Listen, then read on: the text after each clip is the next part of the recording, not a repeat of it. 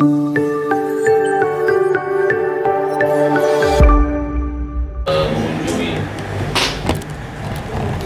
KUA Kecamatan Teginenang, dan yang lebih utama lagi bisa ngobrol informal santai dengan teman-teman jajaran KUA Kecamatan Teginenang. Nah, saya ingin menekankan ya, sekarang ini citra Kementerian Agama, wajah Kementerian Agama itu ada di kecamatan. Jadi karena semua layanan yang langsung diterima masyarakat itu adanya di kecamatan, dan yang memegang komando layanan di kecamatan ya kepala KUA. Jadi hitam putih wajah Kementerian Agama itu salah satunya, dan banyak sekali ditentukan oleh wajah dari KUA. Samping ini kalau pelayanan keagamaan, kalau pelayanan pendidikan tentu wajah dari madrasah-madrasah kita, baik madrasah swasta maupun negeri. Kalau di tingkat Kemenang Kabupaten, apalagi tingkat provinsi, itu layanan kita lebih banyak layanan administratif. Layanan langsung kepada masyarakat itu persentasenya jauh lebih kecil dibanding layanan yang sifatnya administratif. Ya, layanan kepegawaian kita melayani warga Kementerian Agama sendiri. Layanan pendidikan di seksi pendidikan madrasah ya melayani guru-guru kita sendiri. Layanan di Dimas Islam ya langsung melayani KUA penghulu penyuluh kita sendiri. Nah, yang agak langsung itu memang haji. Nah, haji kita melayani langsung. Tapi haji juga haji itu apa di sini? Manasik haji ada di sini ya? Ada. Manasik haji ada di sini. Artinya tetap prosentase pelayanan yang langsung kepada masyarakat ya wajahnya ada di KUA. Nah, oleh karena itu saya mengajak pada semuanya ya, KUA itu punya tusi 10. Mana ada tusinya? Tusi 10 di depan. Ada yang ingat nggak nih penyuluh kita nih? Tusi PMA berapa? Tidak ada berapa? Ya. Jadi di bidang termasuk zakat, wakaf, di bidang keluarga sakinah, kemasjidan, kemudian apalagi tentang kerukunan, kemudian pencatatan pernikahan ya. Tentu kalau KUA ini yang kita tahu tuh ya seolah-olah KUA itu pelayanan pencatatan pernikahan top, padahal ada 10 fungsi. Yang 10 fungsi itu menjadi tanggung jawab kepala KUA. Oleh karena itu, sekali lagi hitam putihnya warna dan citra kementerian itu ditentukan terutama oleh bagaimana wujud pelayanan kita di level kecamatan. Nah, tadi sudah saya sampaikan ada 10 fungsi ya, dan 10 fungsi itu tidak mungkin bisa dicapai oleh kepala KUA secara sendiri tanpa bantuan dan dukungan dari semua jajaran KUA, apakah itu penyuluhnya maupun penghulunya dan termasuk staf-stafnya. Nah, kita di sini sering kali membedakan fungsi penghulu dan penyuluh ya. Memang secara tusi memang berbeda tusi penghulu dan penyuluh, tetapi di samping melaksanakan tusi sebagai penyuluh, di sini ada 2 penyuluh PNS, kemudian ada 8 penyuluh non PNS, kemudian ada 1 penghulu. Walaupun beda tusi, tetapi di bawah komando kepala KUA seluruh layanan 10 tusi itu tetap harus dilakukan dan pembagiannya diserahkan sepenuhnya kepada kepala KUA. Jadi dalam kesempatan ini saya ingin menggarisbawahi nanti apapun nanti peran Bapak yang diminta oleh kepala KUA dalam rangka memenuhi tugas fungsi 10 tersebut itu tolong dibantu. Jadi salah satunya tadi kita masalah wakaf ya, kemudian masalah pencatatan tentu sudah normal berjalan ya, karena ini adalah core bisnis dari dari layanan KUA. Kemudian manasik, mungkin kalau ada konsultasi tentang haji, itu juga menjadi bagian dari layanan kita. Maka penyuluh ini luar biasa, itu penyuluh itu. Coba penyuluh itu ada berapa? 8 ya? Bukan, maksud saya tema penyuluh itu apa? 8 ya? 8 ya? Apa aja itu? Termasuk zakat wakaf, Buta aksara Al-Quran, kerukunan, radikalisme, terus apa lagi? Narkoba, produk halal, kemasjidan tadi ada ya? Spesialisasi penyuluh ya. Kemudian ada 10 fungsi KUA. Jadi sebagai penyuluh, hampir semua di kita ini memang dibagi per desa ya. Ada berapa desa kita? 16 desa, berarti kebagian 2 desa ya. Jadi idealnya kan masing-masing penyuluh itu menguasai ke-8 spesialisasi tadi itu.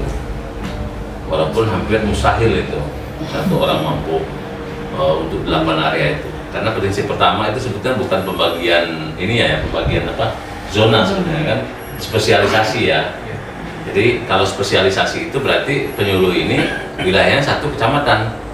Ada yang spesialisasi buta aksara, ada yang spesialisasi kerukunan, kemudian spesialisasi zakat, cuman wilayahnya 1 kecamatan. Nah, tetapi dalam prakteknya memang yang paling banyak digunakan itu pembagian zona. Nah, lebih kurangnya nanti itu bisa saling subsidi. Jadi kalau umpamanya nanti ada penyuluh-penyuluh yang merasa belum memiliki kemampuan terhadap umpamanya tentang radikalisme, itu kan agak susah itu. Jadi ya dipilih aja salah satu untuk menjadi penanggung jawab di tingkat kecamatan. Saya kira itu yang paling mungkin, paling prioritas untuk masalah radikalisme dan seterusnya juga. Walaupun kita anggap jarang, sebetulnya ya ada di kehidupan kita sehari-hari ya. Corak beragama yang cenderung menganggap orang lain salah itu sebetulnya sudah bagian dari radikalisme. Bibit kekerasan itu, bibit khawarij itu juga sudah nampak di tengah-tengah masyarakat kita, dan itu bagian tugas kita. Cuman memang ini sensitif ini, dan tidak semua punya kemampuan untuk masuk dalam wilayah itu. Oleh karena itu ini sangat hati-hati, dan kepada kawan-kawan memang yang punya kelebihan untuk melakukan itu. Nah, kemudian teman-teman sekalian, saya menggarisbawahi lagi bahwa untuk menjaga citra kementerian yang bisa kita lakukan adalah melaksanakan tusi sebaik-baiknya ya. Pada penghulu, kalau ditanya, penyuluh juga kalau ditanya, ada yang konsultasi mau biaya nikah, kemudian macam-macam. Kalau kita nggak tahu, mending suruh ke kantor. Terus orang mau ngurus cerai, ini kan bukan wilayah kita sebetulnya. Bisa nanti saya bisa berapa? Nah, kita menyebutkan angka, kan bisa salah ini kan, karena kita tidak memberikan layanan sesuai dengan tusi. Jadi sesuatu yang memang tidak kita ketahui, tidak tahu prosedurnya, silakan ke kantor. Itu salah satu kita menjaga. Nah, ini baru menjaga supaya tidak terjadi hal-hal yang merugikan nama baik kementerian. Kemudian yang tidak kalah penting, kita sebagai aparatur kementerian di sini, apalagi penyuluh-penyuluh, saya yakin penyuluh itu penyuluh yang kita rekrut 8 orang itu, saya yakin sudah punya jamaah. Jadi kita cuman ngasih stempel aja, ya. Tentu stempel itu berbunyi penyuluh Kementerian Agama. Kalau dulu mungkin dikenal sebagai ustadz, dikenal sebagai pengajar, dikenal sebagai apa. Nah, sekarang kita kuatkan stempelnya dengan penyuluh agama Islam Kementerian Agama Kecamatan Teginenang. Nah, semoga stempel ini akan memperasin omongan kita. Jadi kalau dulu memang kita sudah punya jamaah, tapi dengan stempel ini tentu apa yang diomongkan oleh penyuluh itu akan lebih kuat lagi diterima oleh masyarakat. Artinya stimulan yang dikasih oleh pemerintah yang mungkin nilainya, kalau ngitung nilai tidak akan pernah ada cukup ya. Nah, Tapi Anda dinaikkan 2 juta, 3 juta juga tetap kurang. Ya lebih baik tetap aja 1 juta kan. Ya naik 2 juta, 3 juta juga tetap ini kan. Ya artinya jadi itu hanya stimulan dari pemerintah. Tugas kita yang memang dulu sebelum kita penyuluh juga memang sudah punya jamaah ya. Ini cuma pemerintah nyetempelin, kemudian dikasih stimulan. Yang itu mungkin untuk membantu operasional kita yang jauh dari cukup. Nah, tetapi kementerian itu melihat betapa strategisnya fungsi penyuluh. Jadi coba bayangkan dari zaman Pak Lukman Hakim Saifuddin ini melihat penyuluh ya. Penyuluh PNS ataupun non PNS semuanya dianggap penting. Sekarang dilihat dari PNS sekarang, penyuluh itu tunjangannya fungsional sama dengan penghulu. Ya, geritnya sama dengan penghulu, haknya sama dengan penghulu. Cuma dia tidak mencatatkan nikah karena bukan tusi dia. Dalam pencatatan nikah mungkin ada jasa profesi dan transportasi, penyuluh mungkin tidak. Hanya itu, tetapi yang melekat pada penyuluh yang PNS sama persis dengan fungsional yang lain. Sekarang Kementerian Agama, saya baru menandatangani usul untuk P3K. P3K di Kementerian Agama itu baru penyuluh. Kemarin guru ya, guru itu tidak banyak, kemarin hanya berapa orang kita yang ikut tes. Penyuluh ini itu kita usulkan semua. Jadi sebanyak berapa? 72 penyuluh itu diusulkan semua yang sebetulnya ada kriteria. Jadi ada kriteria kualifikasi pendidikan dan seterusnya, tetapi kita sepakati kemarin Pak Kasih Bima sudah saya bilang usulkan aja semua, nanti masalah kalau diminta persyaratan lebih lanjut tinggal nanti kita melihat persyaratannya seperti apa. Sementara pegawai yang honor di tingkat kabupaten, yang honor di kantor wilayah yang sudah puluhan tahun di kantor wilayah itu ada yang dari 2005 sampai sekarang belum keangkat, itu nggak ada, belum ada P3. Jadi artinya itulah bukti bahwa pemerintah melihat strategisnya fungsi penyuluh, karena penyuluh ini dianggap menjadi juru bicara kementerian untuk menyampaikan program-program kementerian sampai di level masyarakat langsung. Nah, oleh karena itu tidak ada tempat kepala KUA untuk menugaskan penuntasan 10 fungsi itu kalau tidak melalui penyuluh. Jadi untuk fungsi pencatatan itu mungkin penghulu, tapi di luar fungsi itu penyuluh mengambil porsi besar. Tinggal bagaimana cara mengelola sumber daya yang 10 orang ya penyuluh di kecamatan ini untuk sama-sama diberdayakan dalam rangka pemenuhan fungsi itu. Nah, oleh karena itu Bapak Ibu sekalian, saya ambil contoh umpama ya, ini saya sampaikan juga di beberapa tempat. Kita ini kan pengen mendorong ada satu tradisi baik yang muncul di tengah masyarakat kita. Kalau masjid dan sebagainya sudah berjalan, sholat jamaah sudah berjalan, tuh kita kan belum ada kenangan dari sebuah tradisi yang memang sudah lama jalan. Sekarang apa yang kita jadikan monumen bersama bahwa saya pernah hadir, saya pernah bertugas sebagai penyuluh, ini karya saya. Nah, ini kan kita masing-masing saling bertanya, baik karya secara kelompok sebagai penyuluh sekecamatan ini, teman-teman satu penyuluh, atau sebagai penyuluh secara pribadi, apa yang disumbangkan untuk mendorong tradisi baik di tengah masyarakat.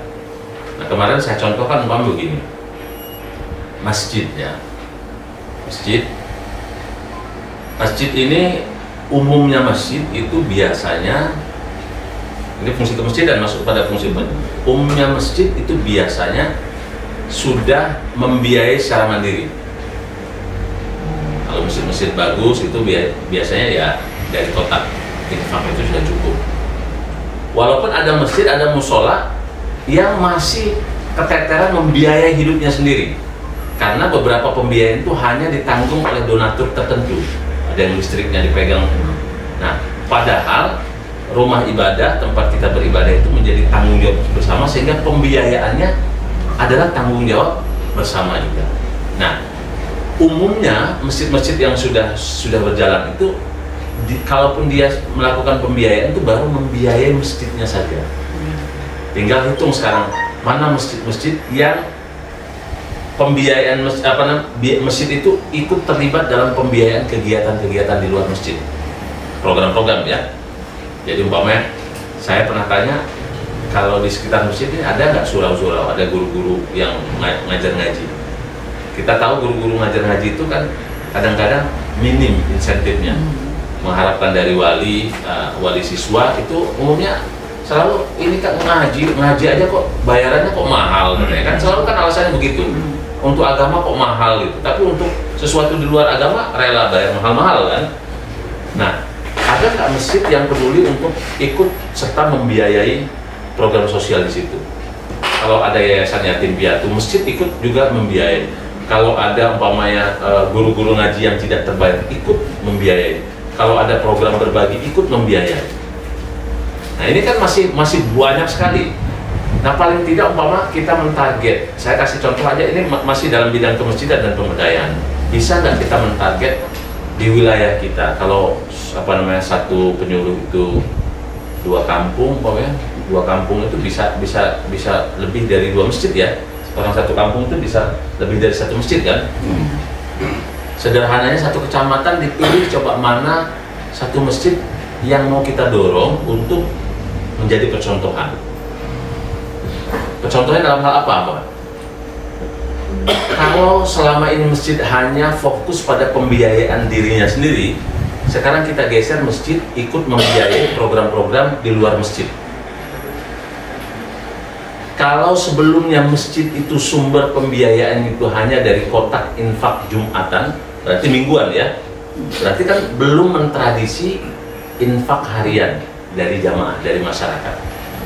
Nah, kan sebetulnya bagaimana mendorong tradisi infak harian supaya ada sumber-sumber pembiayaan rutin, supaya sumber pembiayaan rutin ini kalau ada lebihnya bukan hanya untuk membiayai masjid tetapi juga membiayai kegiatan-kegiatan situ. Nah, saya kemarin coba di kampung saya itu musola itu nggak ada sumber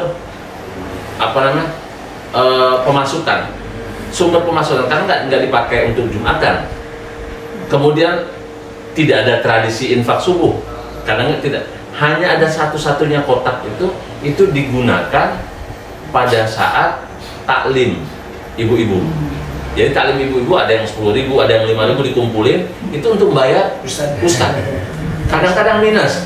Kalau yang hadir cuma 5, cuma 6, nah minus itu. Kalau banyak, nah surplus disimpan untuk jaga-jaga untuk besok-besok. Hanya untuk itu saja. Nah, kemudian saya coba tanya di lingkungan di sekitar musola itu ada berapa? Ada surau-surau, ada 2 surau. Oke, gurunya ada berapa? Ada 2, 3. Bisa nggak musola ini ikut membantu kasih insentif untuk guru yang 3 orang itu? Nggak usah besar-besar, ini hanya wujud perhatian kita aja, 50.000 aja kali 3, 150.000. Kemudian ada apa lagi? Ada umpamanya berbagi dengan masyarakat, mengunjungi sakit itu ada kas. Ini dari musola yang tidak punya kas. Hitung, saya bilang tuh target berapa 1 bulan harus kita kumpulkan untuk ikut terlibat membiayai itu. Ketemu angka mau 300. Bagaimana 300.000 itu bisa dikumpulkan dalam 1 bulan? Nah, caranya ya ada yang mendorong. Bagaimana fadilah dari setiap hari itu kita berinfak walaupun cuma sedikit. Subuh itu kan bagus sekali itu. Sekali berangkat subuh pagi-pagi sudah berinfak. Nah, di satu sisi kita mendorong tradisi baik, infak itu harian. Di sisi lain kita mendorong keterlibatan yang musola yang tadinya tidak punya pengaruh apa-apa ke lingkungan sekitar itu bisa berpengaruh. Nah, ini yang saya maksud kita menarget. Kalau selama ini umpamanya kita hanya buat program-program yang begitu-begitu saja, ya itu kita kan nggak punya kenangan apa-apa ya. Kita hanya menjalankan, saya ngajar ngaji, iya. Tapi tradisi ngajar ngaji itu juga dulu ada. Jadi kita tidak bisa mengklaim kebaharuan yang bisa kita lakukan di situ. Nah, kalau kita punya target, Bapak Ibu sekalian, target itulah yang membuat kita semangat, termotivasi untuk terus melakukan. Sampai kita melihat masjid atau musola yang kita target itu wujud sebagaimana yang kita bayangkan. Nah, saya kira itulah peran kita di tengah-tengah masyarakat sebagai wujud pemberdayaan kita terhadap masyarakat. Jadi taklim kita itu langsung bisa dipraktekkan, direalisasi dalam sikap dan perilaku jamaah kita. Nah, ini hanya satu contoh dari sekian banyak contoh yang saya kira kalau penyuluh itu secara rembukan memikirkan apa yang kita jadikan bahwa target kita semua, target bersama para penyuluh. Kita mau jadikan nggak usah mulu-mulu satu tempat aja, tapi kita kroyok bareng-bareng. Kemudian apa yang kita target untuk kita sendiri. Saya kira ini adalah salah satu cara kita untuk memecut diri kita supaya nanti kalau seandainya kita sudah tidak lagi menjadi penyuluh, kita punya pertinggal, punya warisan. Warisan itu adalah tradisi baik yang muncul di tengah-tengah masyarakat. Coba bayangkan Bapak Ibu sekalian, kalau kita ambil yang sederhana, kalau kita bisa mendorong puluhan jamaah yang tadinya tidak terbiasa berinfak, kemudian berinfak. Setiap rupiah yang dikeluarkan itu mendatangkan pahala bagi yang menginfak, tetapi juga mendatangkan pahala bagi yang mendorong tradisi infak itu terjadi, yaitu kita. Penyuluhnya dapat, KUA-nya, kalau KUA-nya ikut terlibat ya KUA juga dapat, kalau Kemenaknya terlibat. Jadi yang paling mungkin mendapatkan kucuran jariah itu sebetulnya para penyuluh.